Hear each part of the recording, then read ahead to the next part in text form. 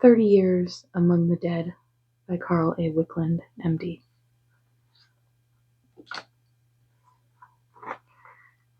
Chapter 2. Physical Research.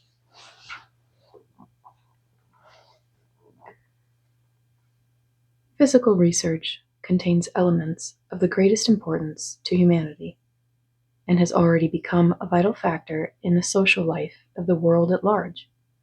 It is undoubtedly true, however, that the various branches of research are endeavoring to classify their findings on a purely psychophysiological basis. The psychoanalyst advances the theory that many of the psychoses have their seat or origin in some psychic lesion or trauma, either concealed or forgotten. The analytical psychologist, by mental measurements and intelligence tests, is making the segregation and classification of mental defectives possible. So also the neurologist and the psychiatrist are diligently seeking to isolate the etiological factors in the various neuroses, mental aberrations, and insanities, and to ascertain the best methods of prevention and treatment. While these branches of research are loath to accept the hypothesis of disincarnate intelligences as contributing exciting factors in many of the psychosis and aberrations, they are nevertheless rendering important service in uncovering and bringing to light the unstable qualities in the neurotic, the susceptible, and those predisposed to mental imbalance. Physical research presents two general phases for investigation: the normal and the abnormal. The normal phase, from the standpoint of the physician, as well as the minister, deals, among other issues, with the question, what becomes of the dead?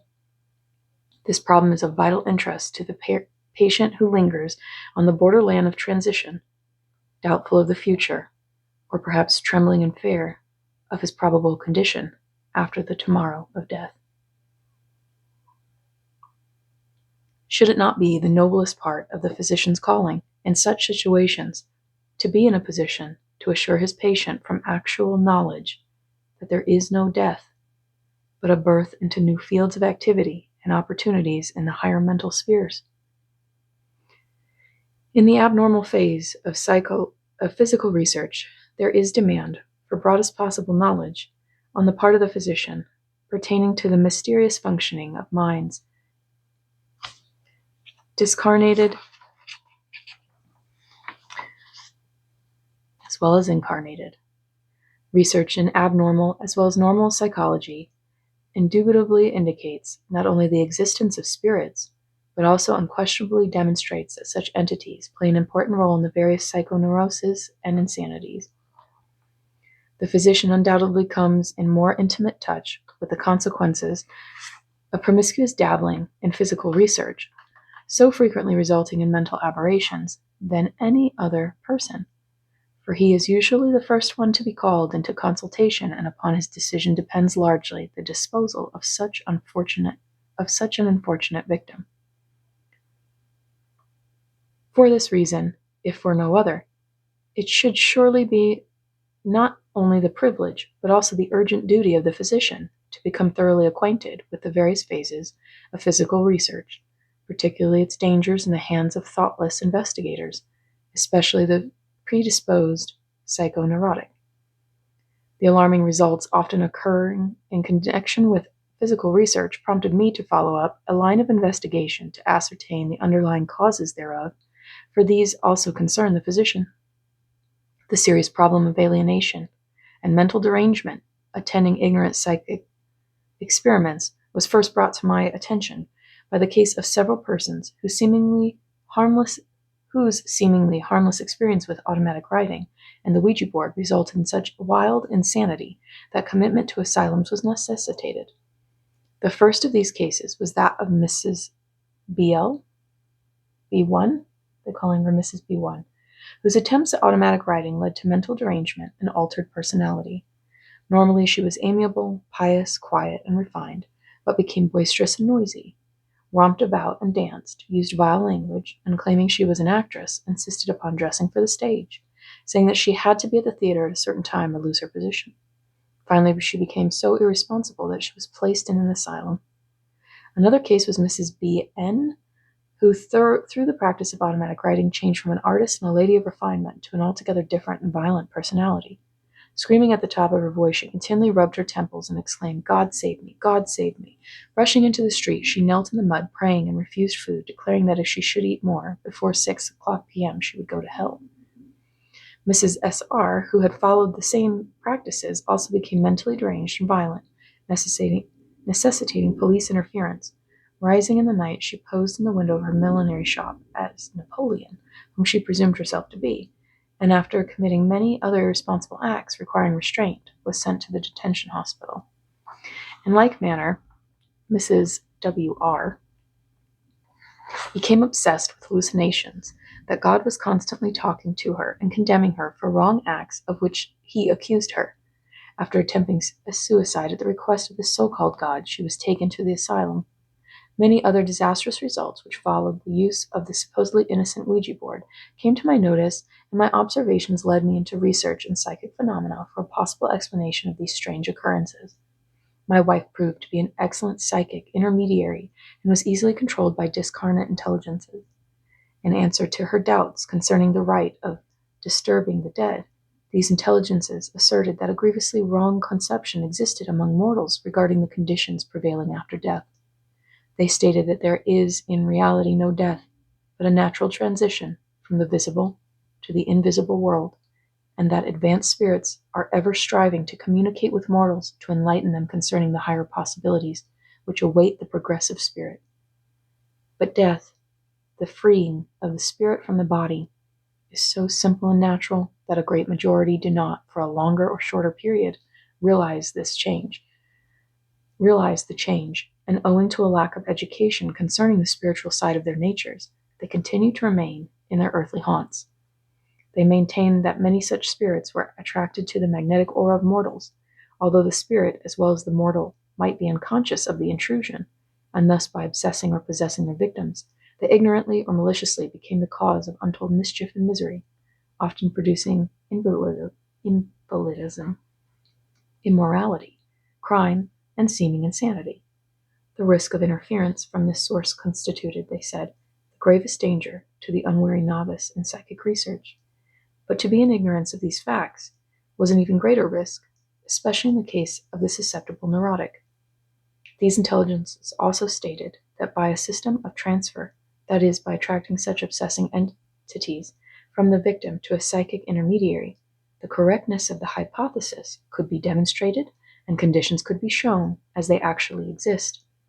After this transference of psychosis, the victim would be relieved, and the obsessing spirits could then be reached by the advanced spirits who would care for them and instruct them regarding the higher laws of life. They claimed that they had found my wife to be a suitable instrument for such experimentation and proposed that if I would cooperate with them by caring for and instructing these ignorant spirits as they allowed them to take temporary but complete possession of my wife's body, without any injury to her, they would prove their assertions were correct. Desirous of learning the truth or falsity of such important claims, which, if true, would have a great bearing on the cause of much that is otherwise baffling in criminology as well as in psychopathology, we accepted what seemed a hazardous undertaking. In order to carry out their purpose, the guiding intelligences allowed many manifestations to take place, very often unexpectedly, and some of these occurred while I was pursuing my early medical studies. One day I left home without any intention of immediately beginning my first dissecting work. Therefore, my wife's subconscious mind could not possibly have taken any part in what transpired later. The students were required to dissect a lateral half of a body. The first subject was a man about 60 years of age, and that afternoon I began dissecting on a lower limb. I returned home at about 5 o'clock and had scarcely entered the door when my wife was apparently taken with a sudden illness and complaining of feeling strange, staggered as though about to fall. As I placed my hand on her shoulder, she drew herself up and became entranced by a foreign intelligence who said, with threatening gesture, "What do you mean by cutting me?" I answered that I was not aware of cutting anyone, but the spirit angrily replied, "Of course you are. You are cutting on my leg." Realizing that the spirit owner of the body on which I had been operating had followed me home, I began to parley with him, first placing my wife in a chair. To this the spirit vigorously objected, saying that I had no business to touch him. To my answer that I had a right to touch my own wife, the entity retorted, "Your wife? What are you talking about? I am no woman, I am a man." I explained that he had passed out of his physical body and was controlling the body of my wife, and that his spirit was here and his body was at the college. When he finally seemed to realize this, I said, "Suppose I were now cutting on your body at the college. That could not kill you, since you yourself are here." The spirit admitted that this seemed reasonable and said, "I guess I must be what they call dead, so I won't have any more use for my old body. If you can learn anything by cutting on it, go ahead and cut away." Then he added suddenly, "Say, mister, give me a chew of tobacco." I told him that I had none, and then he begged for a pipe, saying, "I'm dying for a smoke." This request was of course also refused. The fact that Mrs. Wicklund has always abhorred the sight of anyone chewing tobacco precludes the possibility of her subconscious mind playing any role in this episode. After a more detailed explanation of the fact that he was actually so-called dead, the spirit realized his true condition and left. Subsequent examination of the teeth of the cadaver indicated that the man had been an inveterate tobacco user in life. Upon another occasion, when I had been appointed assistant demonstrator for a class of students in dissecting the body of a colored man, had been selected as a subject, but the body had not yet been disturbed when one evening Mrs. Wicklund became entranced, and a strange spirit, speaking through her, exclaimed, "You ain't going to cut this colored man, boss." I told him that the world called him dead, and that he was not in his old body, but was now controlling a woman's body. He would not believe this, and when I showed him my wife's hands, saying they were not colored but white, he replied, "I's got whitewash on them. Whitewashing is my business." The spirit proved to be very obstinate, offering a variety of excuses and explanations rather than accept the truth, but he was finally convinced and departed. Another incident was still further demonstrate to what a seemingly unbelievable degree spirits may cling to their earthly bodies through ignorance of their transition or so-called death. In the dissecting room was the body of a woman about 40 years of age who had died at Cook County Hospital, Chicago, the previous June. In January, 7 months after her death, a number of students, including myself, were assigned this subject for dissection. I could not be present the first evening, but the others began their work. Nothing was ever said to me of what occurred during those few hours, but for some reason, unknown to me, the other students never touched that subject again. The next day, there was no school in the afternoon.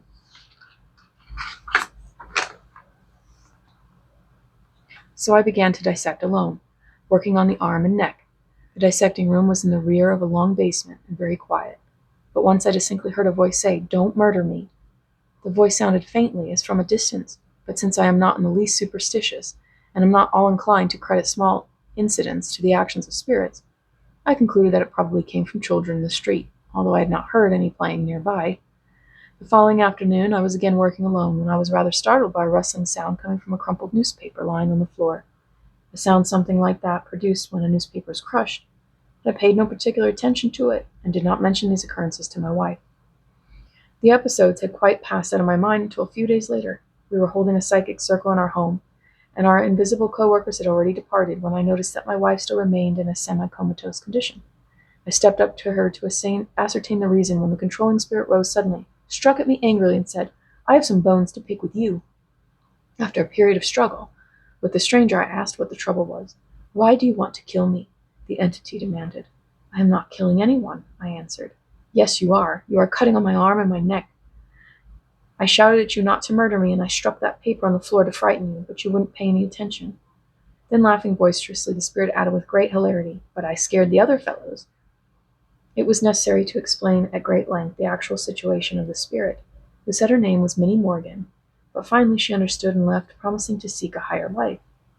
The ease with which spirits assume control of the psychic intermediary, Mrs. Wicklund, is so perfect that the majority of them at first fail to comprehend the fact that they are so-called dead and are temporarily occupying the body of another.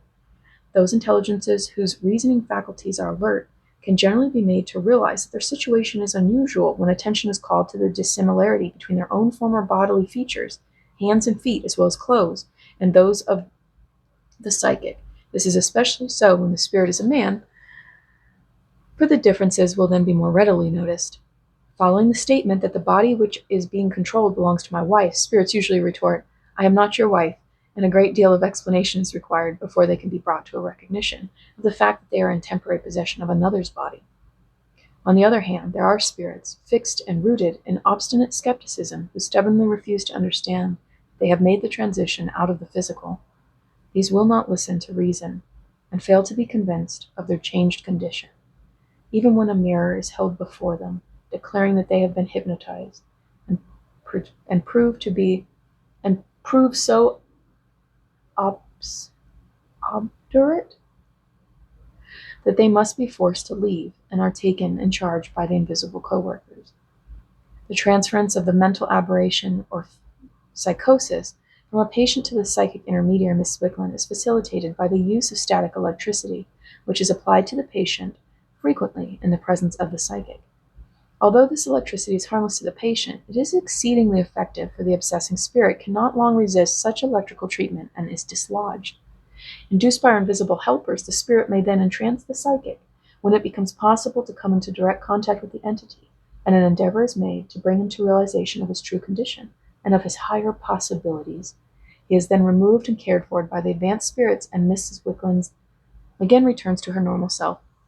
In many cases, remarkable evidence that disincarnated entities were the offending cause of aberration has been obtained by a system of concentration in a psychic circle. Obsessing spirits have been dislodged from victims frequently residing at a distance, and are conveyed to the circle by the cooperating intelligences, and allowed to control the psychic. Such spirits often complain of having been driven away, yet are ignorant of being spirits, or of having controlled or influenced anyone. But the similarity between the actions of the controlling spirit and the symptoms of the patient, as well as the relief obtained by the latter through this removal, indubitably prove the spirit to have been the cause of the disturbance. In many cases, the identity of the spirit has been unquestionably authenticated. After this transfer and permanent dislodgement of the obsessing spirit, the patient gradually recovers, though there may be a number of spirits requiring removal from the same patient. It may be asked why advanced intelligences do not take charge of earthbound spirits and convert them without having them first control a psychic intermediary. Many of these ignorant spirits cannot be reached by the intelligent spirits until they come in contact with physical conditions. When they are compelled to realize their own situation and are then started on the road and are then when they are compelled to realize their own situation and are then started on the road to progression. While the control of the psychic by an ignorant spirit in a circle generally begins the spirit to an understanding or an interest to the investigator, at the same time, groups of other spirits in darkness are brought to profit by the lesson conveyed through the actions of the controlling spirit. Many controlling spirits act as if demented and are difficult to reason with. This condition being due to false doctrines, fixed ideas, and various notions imbibed in physical life. They are often unruly and boisterous when it is necessary to control them by holding the hands of the psychic to keep them in restraint. Upon realizing their true condition, many spirits experience a sensation of dying, which signifies that they are losing control of the psychic. Other spirits again are in a sleepy stupor, wishing to be left alone, and severe language is at times required to arouse them, as will be observed in the records following. In these records, reference is often made to a dungeon in which refractory spirits may be placed, and controlling spirits sometimes complain of having been kept in a dungeon. Due to a certain psychic law, intelligent spirits have the faculty of placing about an ignorant spirit a condition, simulating a prison, an impenetrable cell-like room from which there is no escape. Herein stubborn spirits must stay, seeing nothing but the reflection of their own personalities, their past actions appearing before the mind's eye until they become repentant and show a willingness to adapt themselves to the new condition and to conform to the spiritual laws of progression.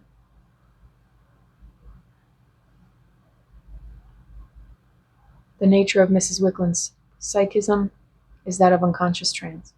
Her eyes are closed and her own mentality is held in abeyance, in a sleep state for the time being. She herself has no recollection of anything that transpires during this period. Mrs. Wicklund is not subject to any negativism between these experiences. She is at all times her rational self, clear-minded and positive, and after 35 years of psychic work has not suffered impairment or detriment of any kind. She is constantly protected from the invisible side by the supervision of the group of strong intelligences known as the Mercy Band, which is guiding this work, endeavoring to bring humanity to a realization of the simplicity of the transition called death and the importance of a rational understanding of what becomes of the spirits.